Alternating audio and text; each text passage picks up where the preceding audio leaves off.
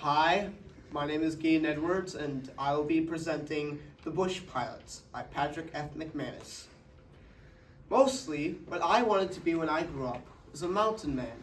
But there was one brief period during the summer of my 8th year when I gave serious consideration to becoming a bush pilot. It was Crazy Eddie who got me to thinking about the bush pilot business when he suggested that maybe I would want to go into the business with him.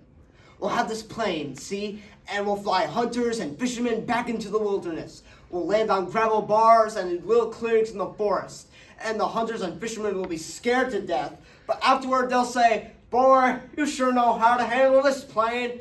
And we'll just laugh like it was nothing. But we won't work all the time.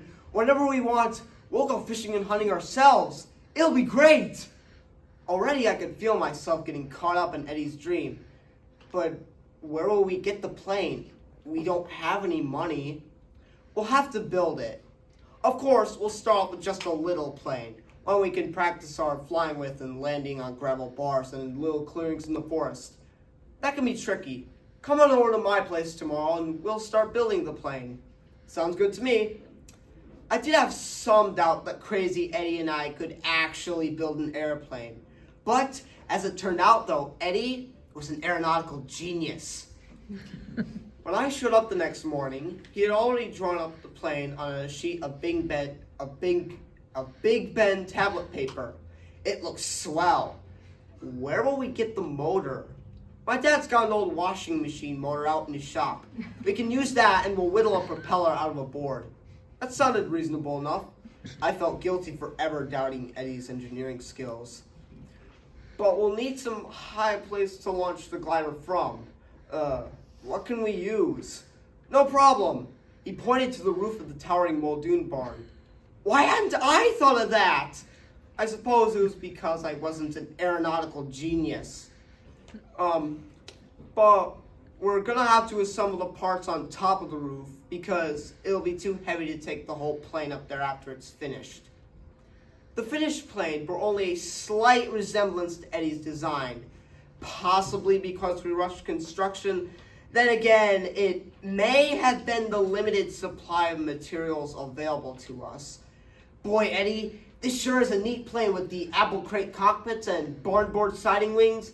It sure was a good idea to use the rear wheels and axle from your wagon as the landing gear.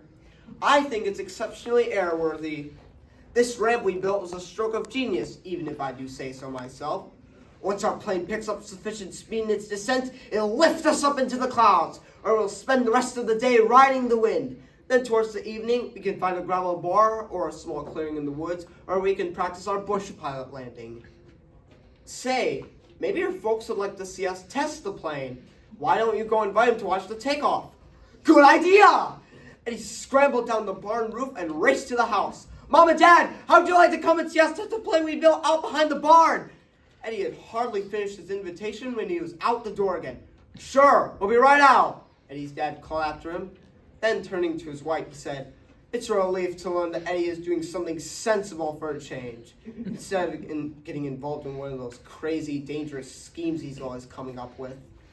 When Eddie returned, we both took our places in our new experiment, Eddie in the pilot seat and me in the back seat. About then, Eddie's parents, strolling arm in arm, appeared far down below the barnyard. They stopped and looked around for the plane their son had built. Crazy Eddie yelled, Mom! Dad! Up here! Mr. and Mrs. Muldoon looked up. Both seemed momentarily paralyzed. Mr. Muldoon's jaw worked up and down, but no words seemed to come out. And Mrs. Muldoon sagged against her husband. It was apparent that both of them were overcome with awe by the aeronautical feat accomplished by their only child and his friend. Contact! I yelled. Roger! Crazy Eddie yelled back, giving his parents a jaunty salute.